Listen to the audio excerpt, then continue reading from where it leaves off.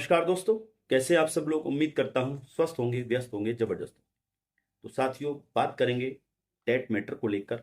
आखिर इस समय वर्तमान में क्या कुछ घटित हो रहा है, बताते चलें। जैसा कि आप सभी जानते हैं कि 1 सितंबर 2025 को माननीय सर्वोच्च न्यायालय ने टेट की अनिवार्यता को लेकर एक निर्णय दिया, जिसको लेकर के माननीय सर्वोच्च न्यायालय में 22 से ज्यादा रिव्यू पिटीशन दायर किए जा चुके हैं। साथ ही 24 और 25 तारीख को दिल्ली में एक बड़ी महारैली शिक्षक संगठनों के द्वारा वहां पर की गई और लाखों की तादाद में वहां शिक्षक टेट अनिवार्यता के विरोध में देखने को मिले। आप ये भी जानते होंगे कि 5 दिसंबर को जो एफडीआई संगठन बना है, देश भर के शिक्षक संगठनों को एकत्र किया गया है, उसके आह्वान पर जो है 5 दिसंबर को दिल्ली में महारैली का आह्वान किया गया था। लेकिन दुखद ये रहा, या यूं कहें कि शिक्षकों के लिए एक बड़ा झटका ये रहा कि दिल्ली शासन ने जो है उसकी अनुमति नहीं दी उस धरने की, और वो कल धरना नहीं हो पाया। तो इन्हीं सभी चीजों पर बात करेंगे। निवेदन है वीडियो में अंत तक जुड़े रहें। आप सभी साथियों का स्वागत है आपके चैनल गेट सॉल्यूशन में, और उन सभी साथियों से निवेदन है जो चैनल पर पहली बार विजिट कर रहे हैं या कहीं ना कहीं लगातार विजिट कर रहे हैं लेकिन चैनल को अभी तक सब्सक्राइब नहीं किया है, तो निवेदन है चैनल को आज के आज और अभी के अभी सब्सक्राइब कर लें।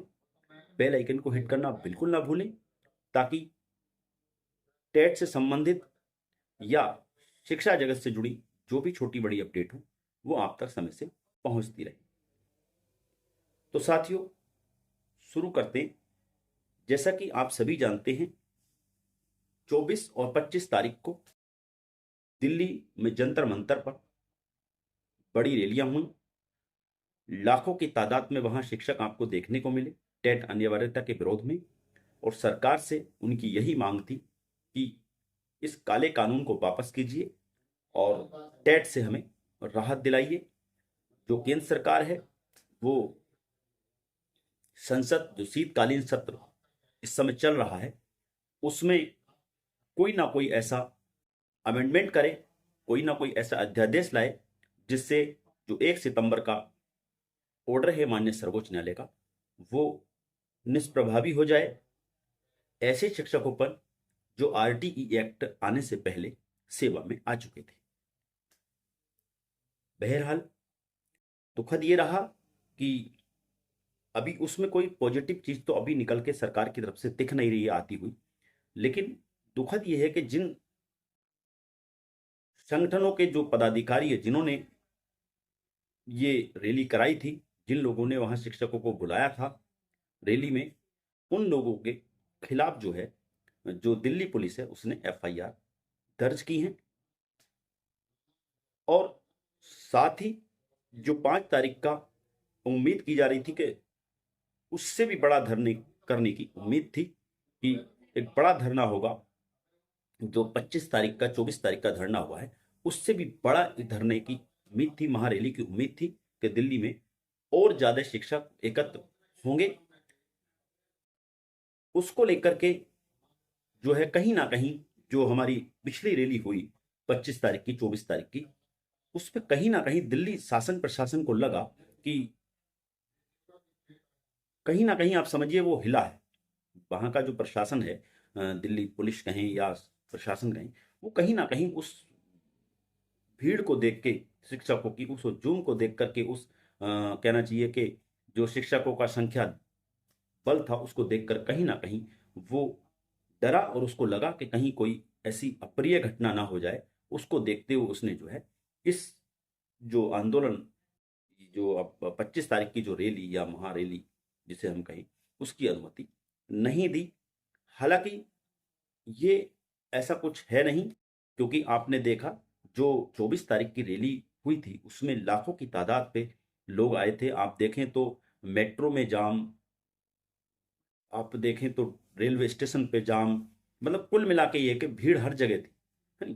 तो लेकिन बावजूद इसके जो है कहीं भी कोई अप्रिय घटना नहीं हुई और बहुत शांतिपूर्ण तरीके से सिस्टमेटिक तरीके से शिष्टाचार के तहत जो है पूरा धरना वहां पे संपन्न हुआ और कहीं से कहीं तक किसी को कोई दिक्कत नहीं हुई।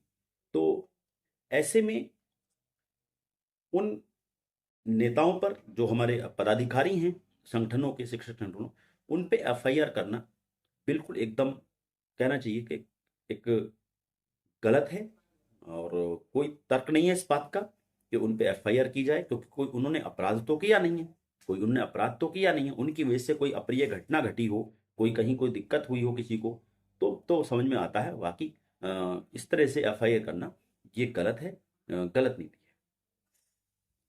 और अनुमति ना मिलना भी शिक्षक संगठनों को एक अपनी बात को रखने के लिए, वो भी अपने आप में एक कहना चाहिए कि गलत है, सही नहीं, इसको सही नहीं ठहराया जा सकता। शीतकालीन सत्र चल रहा है।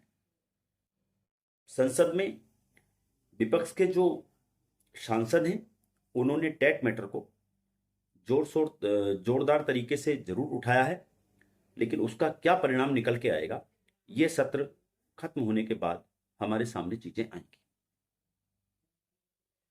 हालांकि आश्वासन जो हैं, जो मिल रहे हैं, जो चाहे वो पक्ष के हों चाहे विपक्ष के हों, आश्वासन जो मिल रहे हैं वो पॉजिटिव मिल रहे हैं, लेकिन रिजल्ट कितना पॉजिटिव आएगा ये शीतकालीन सत्र समाप्त होने के बाद ही समझ में आएगा। बात करें जो टेट पीड़ितों को, दो चीजें आपने देखी, एक तो उन पे एफआईआर की गई, जो पहले संगठन में पदाधिकारियों, जिन लोगों ने वहां रैली कराई थी उन लोगों पे, और इस महारैली की अनुमति ना मिलने के कारण जो टेट पीड़ित लोग हैं उनमें एक आक्रोश भी है और निराशा भी है।